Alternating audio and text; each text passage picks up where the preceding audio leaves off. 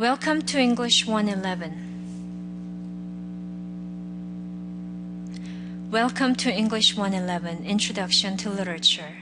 Hello everyone. My name is Eun-ha Jung. I hold a PhD in linguistics and I will be your instructor this quarter. My name Eun-ha is rather difficult for you to pronounce because EU, the U sound, does not exist in English. The easiest way for you to remember to say my name correctly is if you were to imagine yourself punched in the stomach. You'd probably utter a sound like U. That's the vowel sound. And then you add a nasal sound N and Ha. Eun-ha. So my name is forever associated with pain, right? So if you are one of those people who think of literature as a pain in the neck, now you have a pain in your gut as well. Eun-ha Jung. Okay? So, when you hear the word literature, you're thinking about an aging white male in this really boring voice lecturing regardless of whether his audience is paying attention to him or not. First of all, I don't look like this, right? No disrespect to aging white males. But how can we make it more fun, so that you won't have to go like this all quarter long? I belong in the school of thought, teaching, where I believe that learning doesn't have to come with pain. That, the pain school of thought, that's another school. But I belong in the school that learning can be achieved the best when the learner is highly engaged and is having fun. So let's see how that can be achieved. Okay, first things first. This is a fully online class. If you have never taken an online class, I strongly urge you to sign up for General Studies 97, Introduction to Canvas. And I want you to finish this class that's offered. It's a free class. It's offered either online or on ground. And I want you to finish this class within the first week, if that's possible, so that you will have no difficulty navigating our class site. So to succeed in online classes, you have to have strong self-discipline. Okay, I'm a fine one to talk, but really an online class requires a whole bunch of this, okay? And high motivation. So if you're one of those externally motivated people, that means, your father will have to give you $100 for each, A that you receive or something. It's time for you to change that mode and to try to be more internally motivated, which means you just do it for the fun of it. Or another way to put it is, it's only practical for you to do a good job because it's your money and your time. And life is short. If you're going to invest this kind of time and money, might as well do a good job and, get something out of it, right? And technology, of course, it being an online class, it's absolutely crucial. So what do I mean by technology? High-speed internet and a thumb drive, Microsoft Office. And if you don't have it, did you know that as a student you can get a discounted version of Microsoft Office? Or you can get a free program which is very compatible with Microsoft Office. It's called OpenOffice. You simply need to go to openoffice.org and then you can download. And a backup computer, because believe me, your computer will fail exactly when you're supposed to submit your final paper. I am predicting that, okay? It's not a matter of if, it's a matter of when. Okay. Oh, we didn't finish this. So backup computer, and going back here, let's see if it will let me. And you need a lot of time. You need a lot of time. A lot of people have the notion that it's an online class. You can, raise 3 children and raise a whole farm full of animals and then have a full-time job and a night shift on top of that. And then you have, some Alcoholics Anonymous or some group meeting that you go to, and all these things, and then you can still succeed in this class. That, I have to tell you, would be a mistaken belief. Okay, time is very important. Sleep is important, because sleep is when you actually absorb all the information that you were exposed to during the day. So true learning happens when you're resting. So time is important. So if you have an unrealistic schedule, you might want to rethink this class. And support, both financial and emotional support from your family and loved ones, because if they don't think going to school is nothing, you're not going to have a good time. And computing skills, absolutely. Okay, let's go to the next page.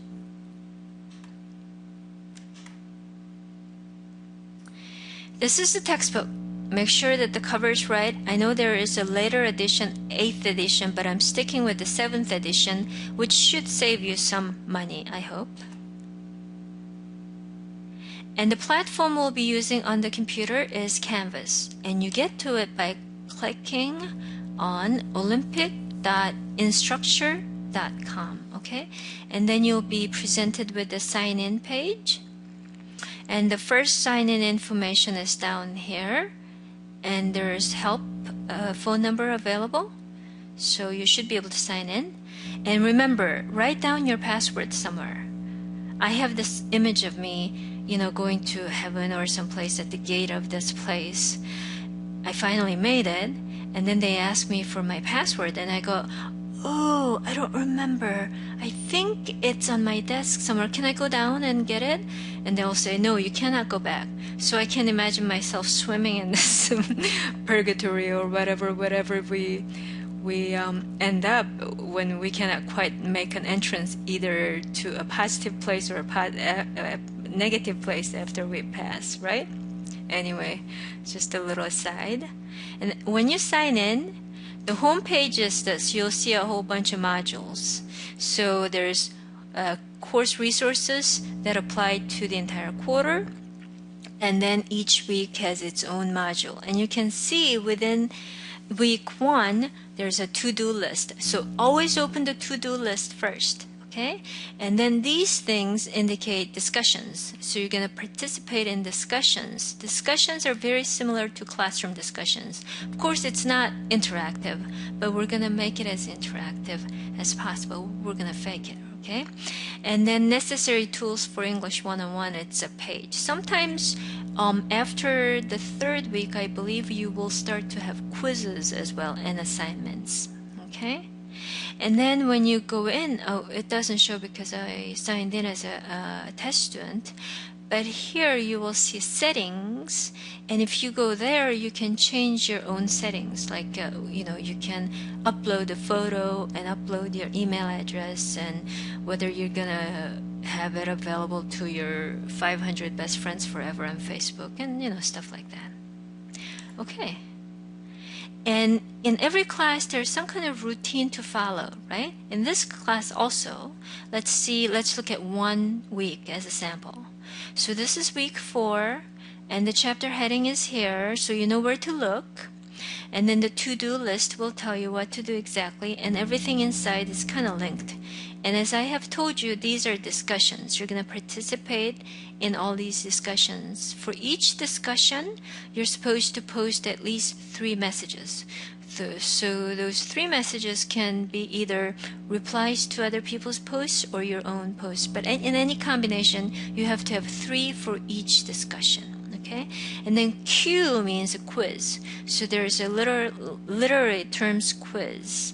Okay? And this, I made it very easy for you. In fact, if you go to the to-do list, there's a link to a website called Quizlet, where it's like a flashcard website. And all the terms are defined there for you. So all you need to do is study. How easy is that? Okay, so what to expect in this class? How are you going to be assessed? So these are the things you're going to be assessed on. The journal. You're supposed to keep a journal, mainly based on the reading and response questions at the end of each reading. Okay, and more specific details are given on the website, of course, and this will be collected at the end of the quarter. Okay, and the final paper, which I believe is 20%, and the details for this paper is also on the website. And there are some shorter assignments, the first of which is the literature blog. We are going to have a class blog where everybody can participate. I did the first one, and there's the sign-in information and everything. So because it's a communal blog, we'll have to share the password and everything. But you're supposed to post at least one blog message and then respond to earn credit for that. Okay? And smoke signals, that's a paper based on a short story in the textbook that this movie is based on. Smoke signals. So I want you to read that assignment first and then watch this movie, because the movie is available either in the library, you can watch it in the Hazelwood library, or you can watch it by renting it from Netflix or Amazon, or let's go back, what's the other side, Blockbusters, right? Okay, let's go here. So you need to start thinking about doing it. How can I make it small? Okay.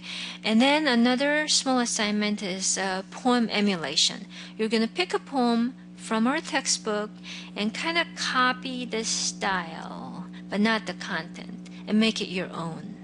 And maybe you can maybe make it even more interesting.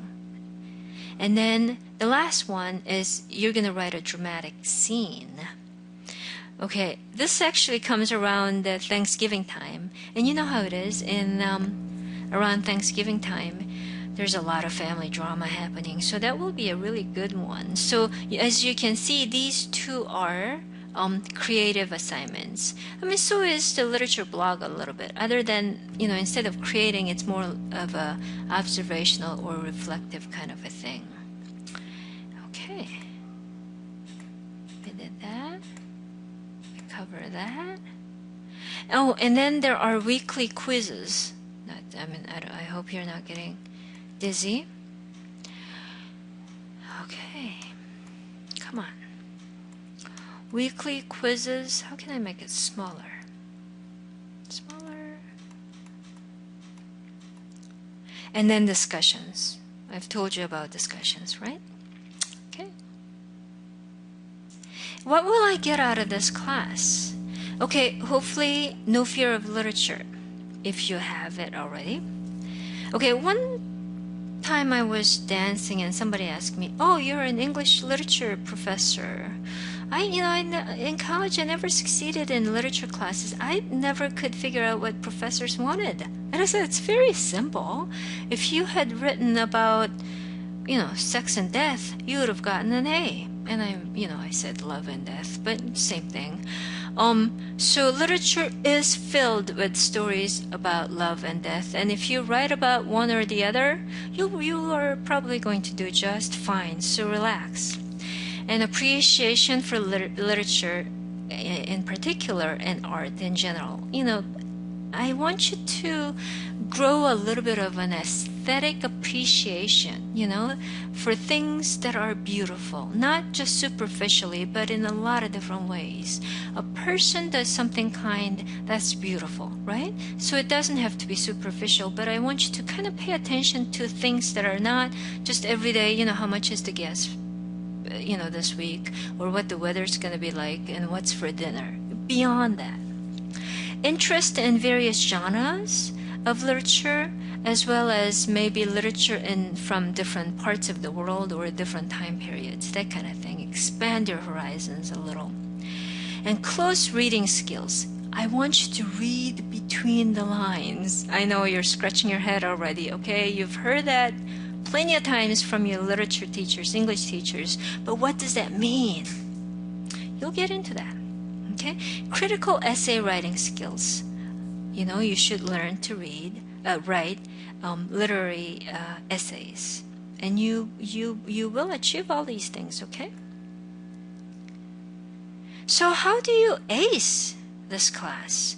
Log in regularly. Okay. Do it at least 3 times a week, at least 3 times a week. Maybe you should make it a rule to log in. Whenever you turn on your computer, log in first before you do anything else, okay? Do not procrastinate. Do not procrastinate. Do not procrastinate. Do not procrastinate. Have I told you not to procrastinate? You know, for a lot of people, it's a defense mechanism, procrastinate. Because let's say if you had a very oppressive parents like my mother used to be, she always punished me. I was always punished for missing one question, you know, out of a 25 question test or something like that. I got, you know, serious. She would beat me 20 times. I got spanked 20 times over one missed question. So you think your life is bad? Please change your mind, because it's not that bad. But if you have an oppressive parent like that, you have a tendency to resist. I mean, the only thing you can do to resist that kind of pressure is to procrastinate. So you might have built up this bad habit because of your background. That's how I blame my mother for my procrastination. Believe me, I do that all the time. But you know, that's going to hurt you. Somehow you have this mistaken notion that if you wait until the split second before the assignment is due, you will create a document that's worthy of the Nobel Prize. Let me break it to you. It's not going to happen, okay? It doesn't work like that. Also, participate in class discussions actively. And if you have any questions, email me. I'm very good at responding to email messages, okay? Complete all the assignments in a timely manner and enjoy. So instead of a boy picking his nose in the classroom, this could be you. You never know.